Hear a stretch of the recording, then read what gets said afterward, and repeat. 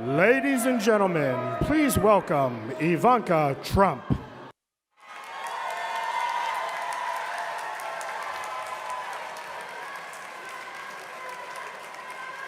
Welcome, everybody. Today, I have the honor of introducing a man who needs no introduction. His legend has been built, and his accomplishments are too many to name. That man is my father. Most people strive their entire lives to achieve great success in a single field. My father has succeeded in many, at the highest level and on a global scale. He's enjoyed success in a vast diversity of industries because the common denominator is him. His vision, his brilliance, his passion, his work ethic, and his refusal to take no for an answer. I've enjoyed the good fortune of working alongside my father for 10 years now, and I've seen these principles in action daily. I remember him telling me when I was a little girl, "Ivanka, if you're gonna be thinking anyway, you might as well be thinking big." And that's how he approaches any task that he undertakes. He thinks big. My father has employed tens of thousands of people throughout his career, and he has inspired them to do extraordinary things. He has a strength to make hard decisions and motivate those around him to achieve the impossible. He is an optimist who chases big dreams and sees potential where others do not.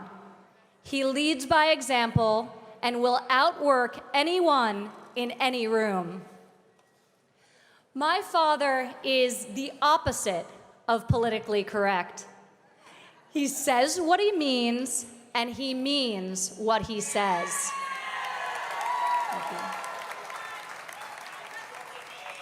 He is also the best negotiator I have ever met.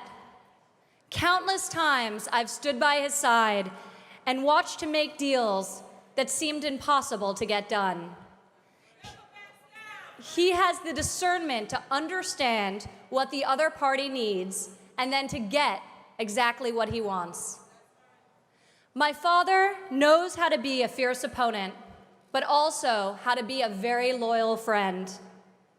When it comes to building bridges, he can do so figuratively, but also has the rare ability to do so literally, on time and under budget.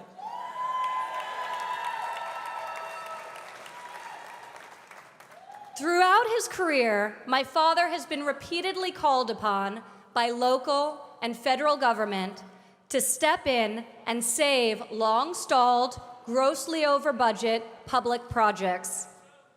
Whether it's building a skating rink in the heart of Central Park, meticulously restoring the exterior facade of Grand Central Terminal, enabling the development of New York City's Jacob Javits Convention Center, creating a championship public golf course for the city of New York, or redeveloping the iconic but totally underutilized old post office building on Pennsylvania Avenue in the heart of Washington, D.C., my father succeeds time and time again where government has failed before him.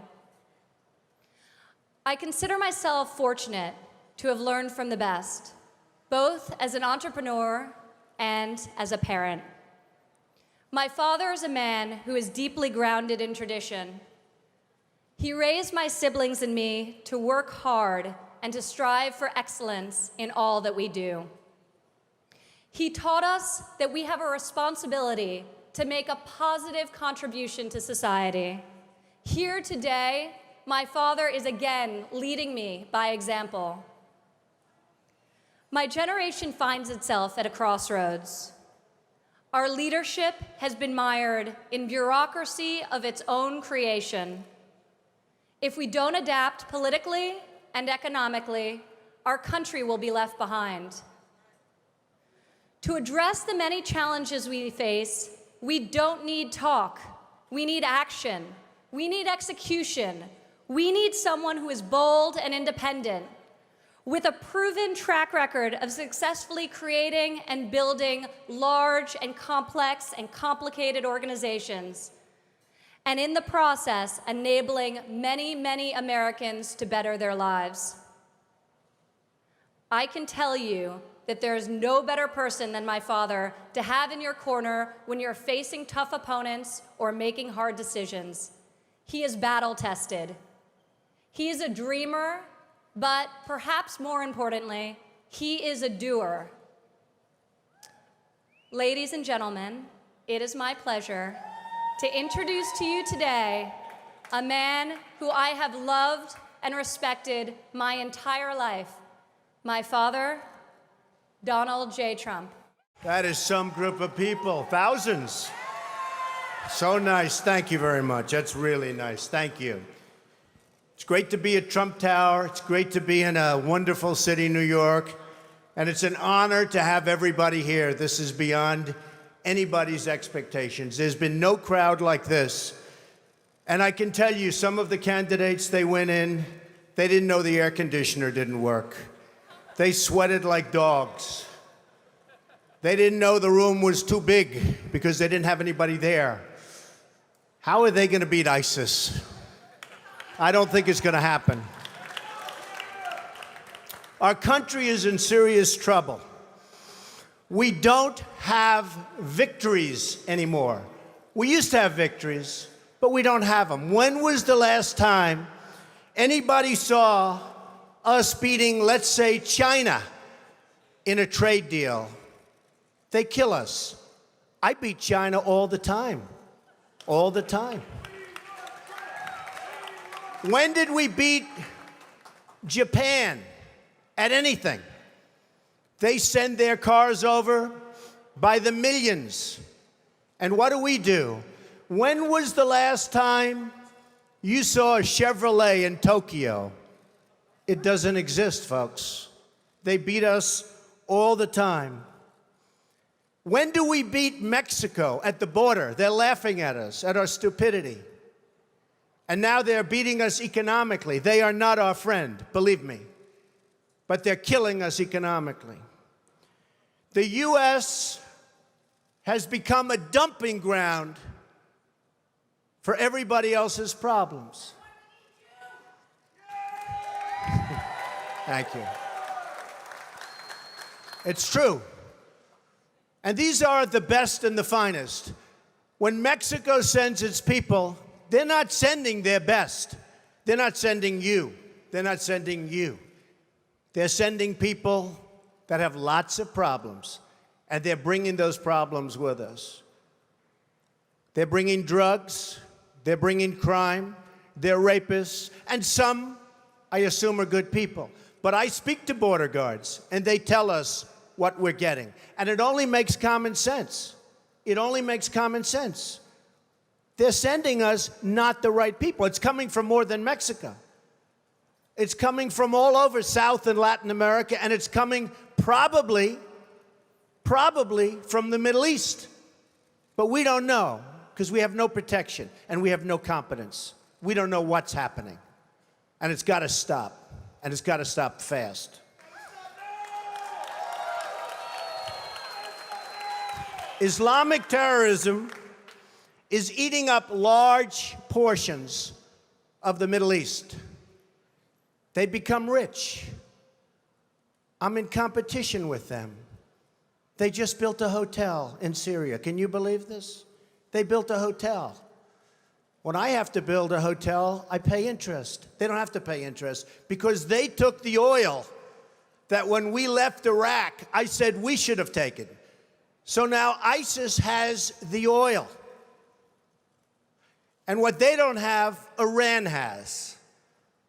And and I will tell you this, and I said it very strongly, years ago, I said, and I love the military, and I want to have the strongest military that we've ever had, and we need it more now than ever, but I said, don't hit Iraq, because you're going to totally destabilize the Middle East.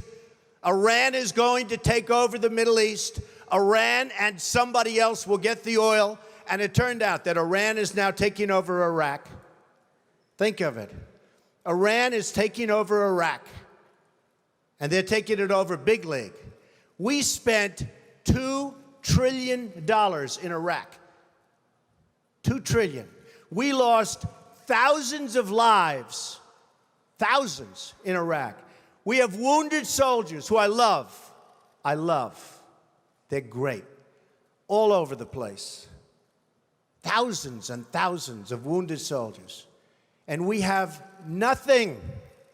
We can't even go there. We have nothing. And every time we give Iraq equipment, the first time a bullet goes off in the air, they leave it. Last week I read 2,300 Humvees. These are big vehicles were left behind for the enemy. 2,000, you would say maybe 2, maybe 4. 2,300 sophisticated vehicles they ran, and the enemy took them. You're right.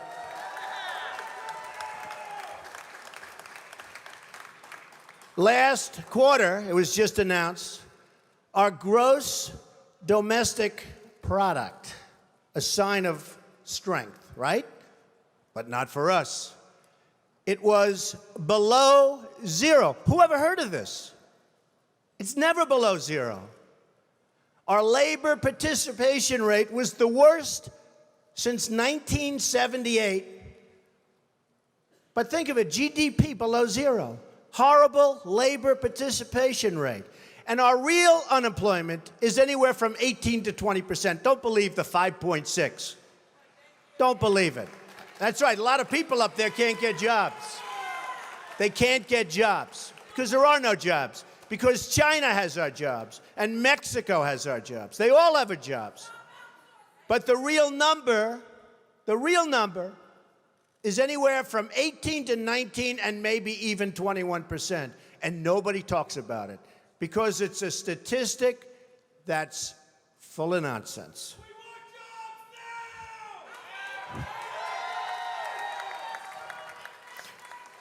Our enemies are getting stronger and stronger by the day, and we as a country are getting weaker. Even our nuclear arsenal doesn't work. It came out recently. They have equipment that's 30 years old. They don't even know if it worked. And I thought it was horrible when it was broadcast on television because, boy, does that send signals to Putin and all of the other people that look at us and they say, that is a group of people and that is a nation that truly has no clue. They don't know what they're doing. They don't know what they're doing. We have a disaster called the big lie, Obamacare. Obamacare. Yesterday it came out that costs are going for people up 29, 39, 49, and even 55%. And deductibles are through the roof. You have to get hit by a tractor, literally a tractor, to use it. Because the deductibles are so high, it's virtually useless. It is a disaster. And remember the $5 billion website. $5 billion we spent on a website. And to this day, it doesn't work. A $5 billion website. I have so many websites. I have them all over the place. I hire people. They do a website. It costs me $3. $5 billion website.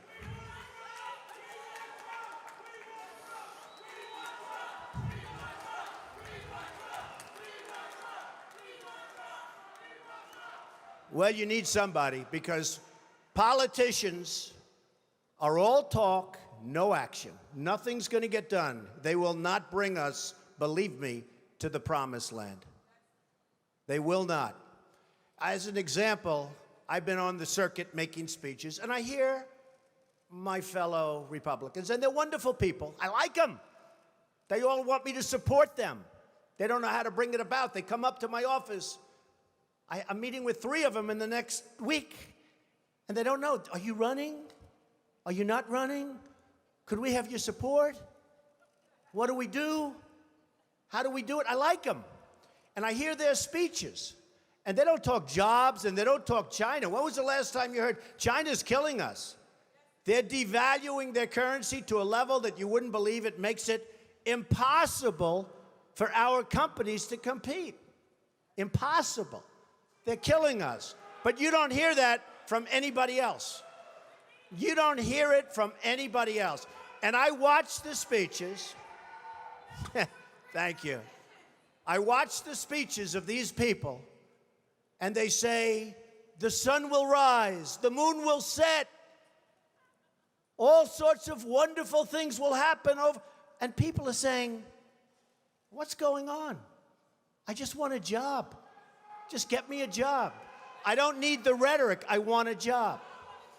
And that's what's happening. And it's going to get worse because remember, Obamacare really kicks in 2016. Obama is going to be out playing golf. He might even be on one of my courses. I would invite him. I actually would say. I have the best courses in the world, so I'd say, you know what, if he wants to, I have one right next to the White House, right on the Potomac. If he'd like to play, that's fine. In fact, I'd love him to leave early and play. That would be a very good thing. But Obamacare kicks in 2016. Really big league. It is going to be amazingly destructive. Doctors are quitting. I have a friend who's a doctor, and he said to me the other day, Donald, I never saw anything like it. I have more accountants than I have nurses. It's a disaster. My patients are beside themselves. They had a plan that was good. They have no plan now. We have to repeal Obamacare, and it can be replaced. And it can be replaced with something much better for everybody. Let it be for everybody, but much better and much less expensive for people and for the government. And we can do it.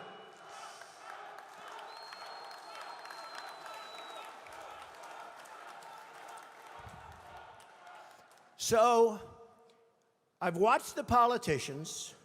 I've dealt with them all my life. If you can't make a good deal with a politician, then there's something wrong with you. You're certainly not very good. And that's what we have representing us. They will never make America great again. They don't even have a chance. They're controlled fully. They're controlled fully by the lobbyists, by the donors, and by the special interests, fully. They control them. Hey, I have lobbyists, I have to tell you. I have lobbyists that can produce anything for me. They're great. But you know what? It won't happen. It won't happen. Because we have to stop doing things for some people, but for this country, it's destroying our country. We have to stop, and it has to stop now. Now, our country needs a truly great leader. And we need a truly great leader now. We need a leader that wrote The Art of the Deal. We need a leader that can bring back our jobs, can bring back our manufacturing, can bring back our military, can take care of our vets. Our vets have been abandoned. And we also need a cheerleader. You know, when President Obama was elected, I said, well, the one thing I think he'll do well, I think he'll be a great cheerleader for the country. I think he'd be a great spirit. He was vibrant. He was young. I really thought that he would be a great cheerleader. He's not a leader, that's true. You're right about that. But he wasn't a cheerleader. He's actually a negative force. He's been a negative force. He wasn't a cheerleader. He was the opposite. We need somebody that can take the brand of the United States and make it great again. It's not great again. We need somebody. We need somebody that literally will take this country and make it great again. We can do that. And I will tell you, I love my life. I have a wonderful family.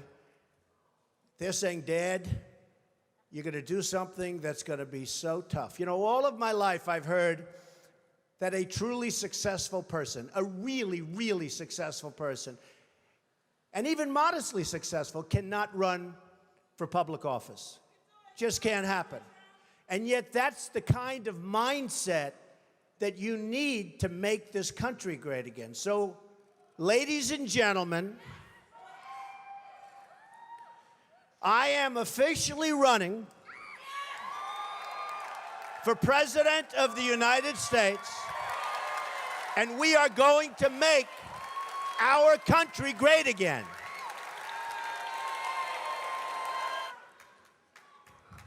It can happen. Our country has tremendous potential. We have tremendous people. We have people that aren't working. We have people that have no incentive to work. But they're going to have incentive to work. Because the greatest social program is a job. And they'll be proud, and they'll love it, and they'll make much more money than they would have ever made. And they'll be doing so well, and we're going to be thriving as a country. Thriving. It can happen. I will be the greatest jobs president that God ever created. I tell you that.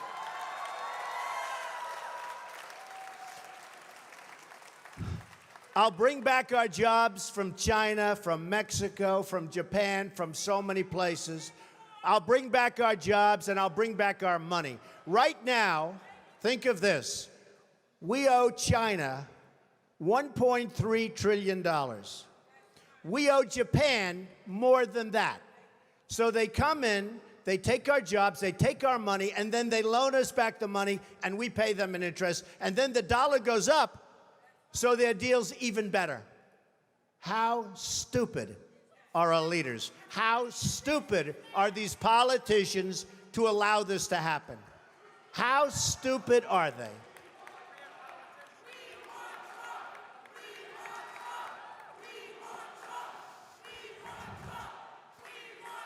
I'm going to tell you, thank you. I'm going to tell you a couple of stories about trade, because I'm totally against the trade bill for a number of reasons. Number one, the people negotiating it don't have a clue. Our president doesn't have a clue. He's a bad negotiator. He's the one that did Bergdahl. We get Bergdahl, they get 5 killer terrorists that everybody wanted over there. We get Bergdahl, we get a traitor. We get a no-good traitor, and they get the 5 people that they wanted for years, and those people are now back on the battlefield trying to kill us. That's the negotiator we have. Take a look at the deal he's making with Iran. He makes that deal, Israel maybe won't exist very long. It's a disaster, and we have to protect Israel. But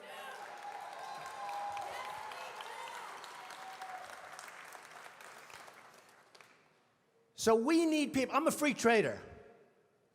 But the problem with free trade is you need really talented people to negotiate for you. If you don't have talented people, if you don't have great leadership, if you don't have people that know business, not just a political hack that got the job because he made a contribution to a campaign, which is the way all jobs just about are gotten, free trade is terrible. Free trade can be wonderful if you have smart people. But we have people that are stupid. We have people that aren't smart. And we have people that are controlled by special interests. And it's just not going to work. So here's a couple of stories. Happened recently. A friend of mine is a great manufacturer. And you know, China comes over and they dump all their stuff. And I buy it. I buy it. Because frankly, I have an obligation to buy it. Because they devalue their currency so brilliantly. They just did it recently, and nobody thought they could do it again. But with all our problems with Russia, with all our problems with everything, they got away with it again. And it's impossible for our people here to compete. So I want to tell you this story. A friend of mine is a great manufacturer. Calls me up a few weeks ago. He's very upset. I said, what's your problem? He said, I make great product. And I said, I know that because I buy the product. He said, I can't get it into China. They won't accept it. I sent a boat over and they actually sent it back. They talked about environmental, they talked about all sorts of crap that had nothing to do with it. I said, oh, wait a minute, that's terrible. Does anyone know this? He said, yeah, they do it all the time with other people. I said, they send it back? Yeah. So I finally got it over there and they charged me a big tariff. They're not supposed to be doing that. I told them. Now, they do charge a tariff on trucks. When we send trucks and other things over there, ask Boeing. They wanted Boeing secrets. They wanted their patents and all their secrets before they agreed to buy planes from Boeing. Hey, I'm not saying they're stupid. I like China. I sell apartment for I just sold an apartment for $15 million to somebody from China. Am I supposed to dislike them? I own a big chunk of the Bank of America building in 1290 Avenue of the Americas that I got from China in a war. Very valuable. I love China. The biggest bank in the world is from China. You know where their United States headquarters is located? In this building, in Trump Tower. I love China. People say, oh, you don't like China. No, I love them. But their leaders are much smarter than our leaders. And we can't sustain ourselves with that. There's too much. It's like take the New England Patriots and Tom Brady and have them play your high school football team. That's the difference between China's leaders and our leaders. They are ripping us. We are rebuilding China. We're rebuilding many countries. China, you go there now, roads, bridges, schools, you never saw anything like it. They have bridges that make the George Washington Bridge look like small potatoes. And they're all over the place. We have all the cards, but we don't know how to use them. We don't even know that we have the cards because our leaders don't understand the game. We could turn off that spigot by charging them tax until they behave properly. Now they're going militarily. They're building a military island in the middle of the South China Sea, a military island. Now, our country could never do that because we'd have to get environmental clearance. And the environmentalists wouldn't let our country. We would never build an ocean. They built it in about 1 year, this massive military port. They're building up their military to a point that is very scary. You have a problem with ISIS, you have a bigger problem with China. And in my opinion, the new China, believe it or not, in terms of trade, is Mexico. So this man tells me about the manufacturing. I say, that's a terrible story. I hate to hear it. But I have another one, Ford. So Mexico takes a company, car company, that was going to build in Tennessee, rips it out. Everybody thought the deal was dead. Reported in the Wall Street Journal recently. Everybody thought it was a done deal. It's going in, and that's going to be it, going into Tennessee. Great state, great people. All of a sudden, at the last moment, this big car manufacturer, foreign, announces they're not going to Tennessee. They're going to spend their $1 billion in Mexico instead. Not good. Now Ford announces a few weeks ago that Ford is going to build a $2.5 billion car and truck and parts manufacturing plant in Mexico. $2.5 billion. It's going to be one of the largest in the world. Ford, good company. So I announced that I'm running for president. I would, one of the early things I would do, probably before I even got in, and I wouldn't even use, I know the smartest negotiators in the world. I know the good ones, I know the bad ones, I know the overrated ones. You got a lot of them that are overrated. They're not good, they think they are. They get good stories because the newspapers get buffaloed. But they're not good. But I know the best negotiators in the world. And I'd put them one for each country. Believe me, folks, we will do very, very well. Very, very well. But I wouldn't even waste my time with this one. I would call up the head of Ford, who I know, if I was president. I'd say, congratulations. I understand that you're building a nice $2.5 billion car factory in Mexico, and that you're going to take your cars and sell them to the United States, zero tax. Just flow them across the border. And you say to yourself, how does that help us, right? How does that help us? Where is that good? It's not. So I'd say, congratulations, that's the good news. Let me give you the bad news. Every car and every truck and every part manufactured in this plant that comes across the border, we're going to charge you a 35% tax. Okay? And that tax is going to be paid simultaneously with the transaction. And that's it. Now, here's what's going to happen. If it's not me in the position, it's one of these politicians that we're running against. You know, the 400 people that we're already against. And here's what's going to happen. They're not so stupid. They know it's not a good thing. And they may even be upset by it. But then they're going to get a call from their donors, or probably from the lobbyist for Ford, and say, you can't do that to Ford because Ford takes care of me and I take care of you, and you can't do that to Ford. And guess what? No problem. They're going to build in Mexico. They're going to take away thousands of jobs. It's very bad for us. So, under President Trump, here's what would happen. The head of Ford will call me back, I would say within an hour after I told him the bad news. But it could be he'd want to be cool, and he'll wait till the next day. You know, they want to be a little cool. And he'll say, please, please, please. He'll beg for a little while, and I'll say, no interest. Then he'll call all sorts of political people, and I'll say, sorry, fellas, no interest, because I don't need anybody's money. It's nice. I don't need anybody's money. I'm using my own money. I'm not using the lobbyists. I'm not using donors. I don't care. I'm really rich. I'll show you that in a second. And by the way, I'm not even saying that in a bragging. That's the kind of mindset, that's the kind of thinking you need for this country. So, because we got to make the country rich, it sounds crass. Somebody said, oh, that's crass. It's not crass. We got 18 trillion in debt. We got nothing but problems. We got a military that needs equipment all over the place. We got nuclear weapons that are obsolete. We've got nothing. We got Social Security that's going to be destroyed if somebody like me doesn't bring money into the country. All these other people want to cut the hell out of it. I'm not going to cut it at all. I'm going to bring money in, and we're going to save it. But here's what's going to happen. After I'm called by 30 friends of mine who contributed to different campaigns, after I'm called by all of the special interests and by the donors and by the lobbyists, and they have zero chance at convincing me, zero.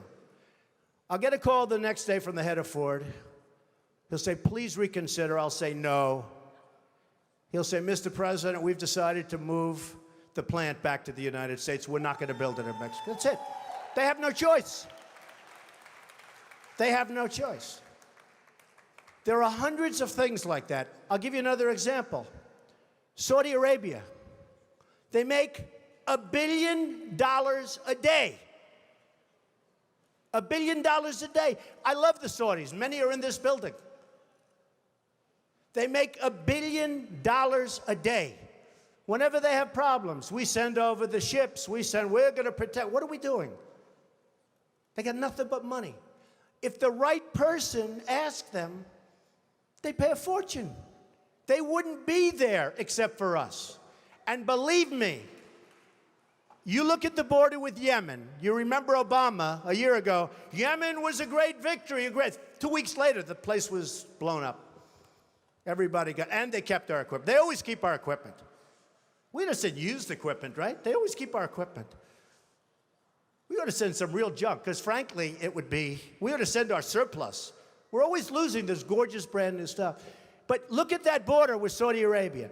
Do you really think that these people are interested in Yemen? Saudi Arabia, without us, is gone. They're gone. And I'm the one that made all of the right predictions about Iraq. You know, all of these politicians that I'm running against now, it's so nice to say I'm running as opposed to if I run, I'm running.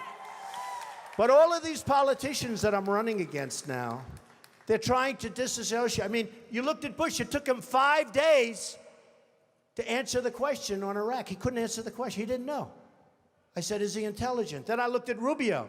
He was unable to answer the question. Is Iraq a good thing or a bad thing? He didn't know. He couldn't answer the question.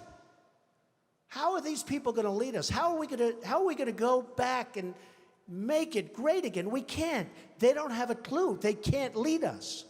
They can't. They can't even answer simple questions. It was terrible. But Saudi Arabia is in big, big trouble. Now, thanks to fracking and other things, the oil is all over the place. And I used to say it. There are ships at sea, and this was during the worst crisis, that were loaded up with oil. And the cartel kept the price up. Because, again, they were smarter than our leaders. They were smarter than our leaders. There is so much wealth out there that can make our country so rich again, and therefore make it great again. Because we need money. We're dying. We're dying. We need money. We have to do it. And we need the right people. So, Ford will come back. They'll all come back. And I will say this. This is going to be an election, in my opinion, that's based on competence. Somebody said, thank you, darling. Somebody said to me the other day, a reporter, very nice reporter, but Mr. Trump, you're not a nice person. We don't need nice. That's true, but actually I am. I think I am a nice person. People that know me like me. Does my family like me? I think so, right? Look at my family. I'm proud of my family. By the way, speaking of my family, Melania, Barron, Kai, Donnie, Don, Vanessa, Tiffany, Ivanka did a great job. Did she do a great job? Great. Jared, Laura, and Eric. I'm very proud of my family. They're a great family. So the reporter said to me the other day, but Mr. Trump, you're not a nice person. How can you get people to vote for you? I said, I don't know. I said, I think that, number one, I am a nice person. I give a lot of money away to charities and other things. I think I'm actually a very nice person. But I said, this is going to be an election that's based on competence. Because people are tired of these nice people, and they're tired of being ripped off by everybody in the world, and they're tired of spending more money on education than any nation in the world per capita. Than any nation in the world. And we're 26th in the world. 25 countries are better than us at education. And some of them are like third world countries. But we're becoming a third world country because of our infrastructure, our airports, our roads, everything. So one of the things I did, and I said, you know what I'll do? I'll do it. Because a lot of people said, he'll never run. Number one, he won't want to give up his lifestyle. They're right about that, but I'm doing it. Number two, I'm a private company, so nobody knows what I'm worth. And the one thing is that when you run, you have to announce and certify to all sorts of governmental authorities your net worth. So I said, that's okay. I'm proud of my net worth. I've done an amazing job. I started off, thank you. I started off in a small office with my father in Brooklyn and Queens. And my father said, and I love my father, I learned so much. He was a great negotiator. I learned so much just sitting at his feet, playing with blocks, listening to him negotiate with subcontractors. But I learned a lot. But he used to say, Donald, don't go into Manhattan. That's the big leagues. We don't know anything about that. Don't do it. I said, Dad, I got to go into Manhattan. I got to build those big buildings. I got to do it, Dad. I've got to do it. And after 4 or 5 years in Brooklyn, I ventured into Manhattan and did a lot of great deals. The Grand Hyatt Hotel, I was responsible for the convention center on the west side. I did a lot of great deals, and I did them early and young. And now I'm building all over the world, and I love what I'm doing. But they all said, a lot of the pundits on television, well, Donald will never run. And one of the main reasons is he's private, and he's probably not as successful as everybody thinks. So I said to myself, you know, nobody's ever going to know unless I run, because I'm really proud of my success. I really am. I've employed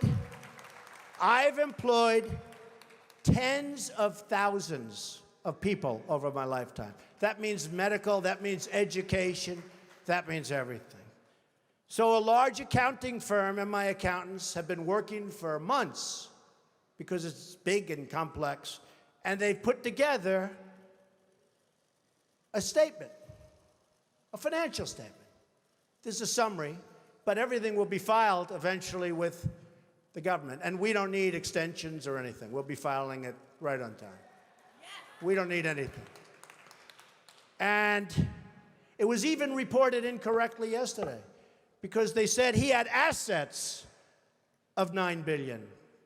So I said, no, that's the wrong number. That's the wrong number, not assets. So they put together this, and before I say it, I have to say this.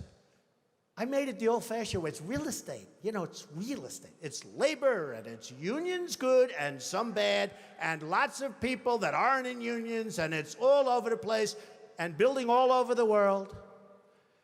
And I have assets, big accounting firm, one of the most highly respected, $9,240 million.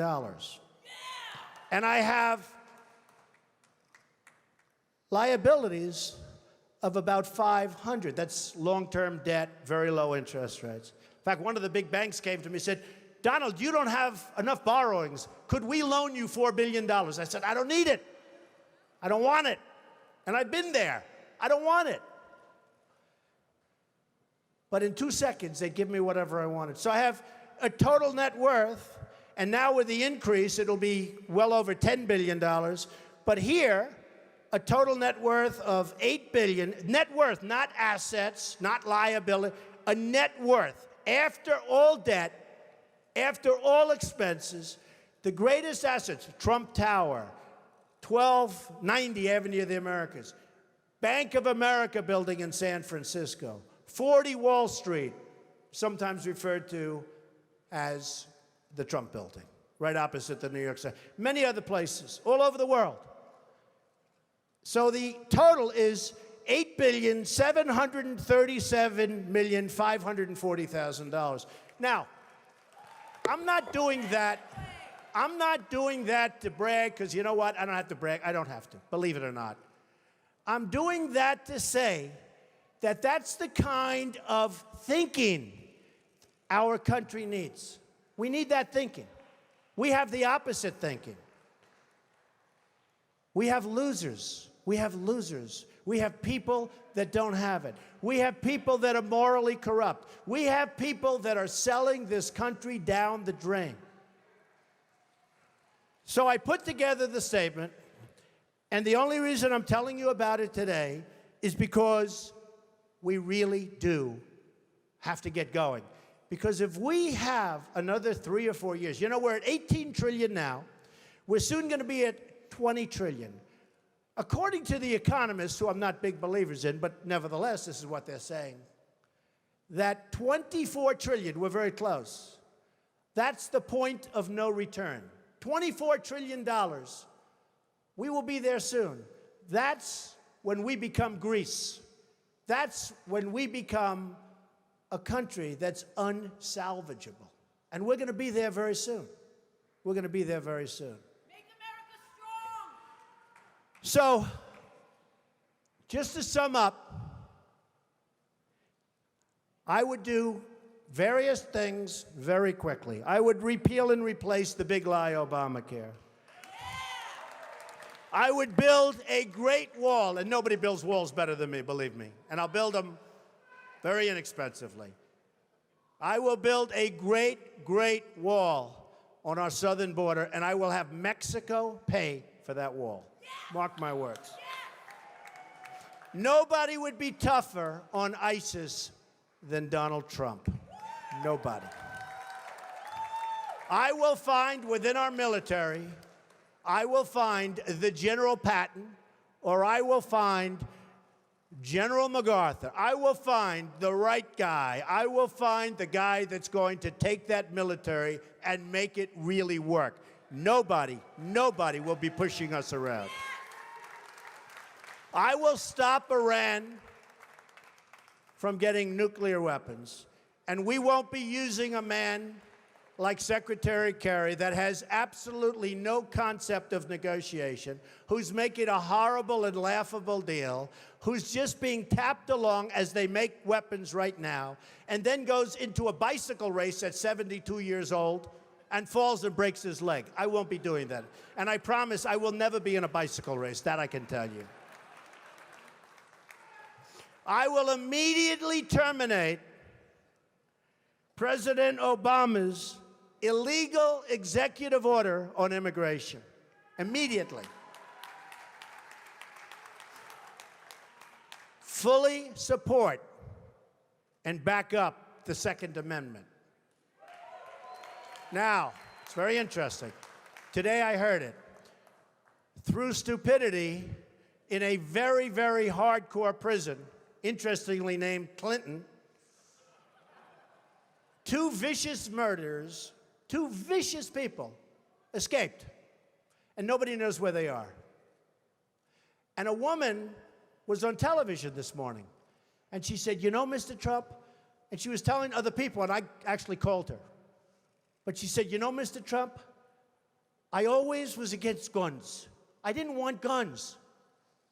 And now, since this happened, it's up in the prison area, my husband and I are finally in agreement because he wanted the guns. We now have a gun on every table. We're ready to start shooting." I said, very interesting. So protect the Second Amendment. End Common Core. Common Core it is a disaster. Bush is totally in favor of Common Core. I don't see how he can possibly get the nomination. He's weak on immigration. He's in favor of Common Core. How the hell can you vote for this guy? You just can't do it. We have to end. Education has to be local. Rebuild the country's infrastructure. Nobody can do that like me, believe me. It will be done on time, on budget, way below cost, way below what anyone ever thought. I look at these roads being built all over the country, and I say, I can build those things for 1/3. What they do is unbelievable. How bad? You know, we're building on Pennsylvania Avenue, the old post office. We're converting it into one of the world's great hotels. It's going to be the best hotel in Washington, D.C. We got it from the General Services Administration in Washington. The Obama administration, we got it. It was the most highly sought after, or one of them, but I think the most highly sought after project in the history of General Services. We got it. People were shocked. Trump got it. Well, I got it for two reasons. Number one, we're really good. Number two, we had a really good plan. And I'll add in the third, we had a great financial statement. Because the General Services, who are terrific people, by the way, and talented people, they wanted to do a great job. And they wanted to make sure it got built. So we have to rebuild our infrastructure, our bridges, our roadways, our airports. You come into LaGuardia Airport, it's like we're in a third world country. You look at the patches and the 40-year-old floor, they throw down asphalt, and you look at these airports, we are like a third world country. And I come in from China, and I come in from Qatar, and I come in from different places, and they have the most incredible airports in the world. You come back to this country, and you have LAX, disaster. You have all of these disastrous airports. We have to rebuild our infrastructure. Save Medicare, Medicaid, and Social Security without cuts. Have to do it. Get rid of the fraud, get rid of the waste and abuse, but save it. People have been paying in for years, and now many of these candidates want to cut it. You save it by making the United States, by making us rich again, by taking back all of the money that's being lost. Renegotiate our foreign trade deals. Reduce our $18 trillion in debt, because believe me, we're in a bubble. We have artificially low interest rates. We have a stock market that, frankly, has been good to me, but I still hate to see what's happening. We have a stock market that is so bloated. Be careful of a bubble, because what you've seen in the past might be small potatoes compared to what happens. So be very, very careful. And strengthen our military and take care of our vets. So, so important.